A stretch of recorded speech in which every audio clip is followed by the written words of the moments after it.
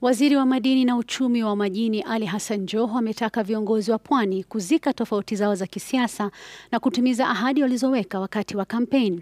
Akizungumza katika hafla ya iftar ambapo alijumuika na viongozi wa pwani, Joho amesema eneo hilo limeachwa nyuma kwa miaka mingi na kusisitiza kuwa ushirikiano kati ya Rais William Ruto na kinara wa ODM Raila Odinga unalenga kuleta umoja na kuinua pwani.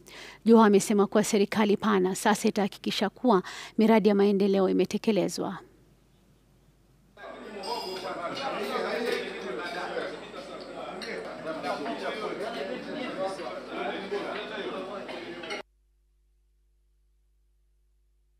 Tuna ajenda ya watu wetu ambao tunawakilisha, na ni jukumu letu kushikana pamoja ili tuweze kutimiza yale matarajio ya watu wetu, na tuomba Mungu atusaidie tuweze kukamilisha matarajio hayo kwa uwezo wake Mwenyezi Mungu. Na tunajua kila pahali kuna nahodha, chombo chochote kina nahodha, na sisi wa pwani nahodha wetu ni Waziri Ali Hassan Joho.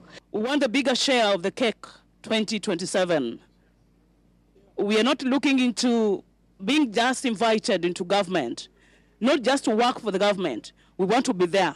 Sisi tuko pamoja na inshallah tutaendelea kuwa pamoja kwa sababu tuna majukumu ya kuongoza watu wetu, na tutawaongoza kwa sababu wanahitaji sisi hizi nguvu zetu ndio ziwasaidie maisha yao yawe tasonga mbele, hususan wakati huu ambaye serikali imeshikana, watu wameshikana.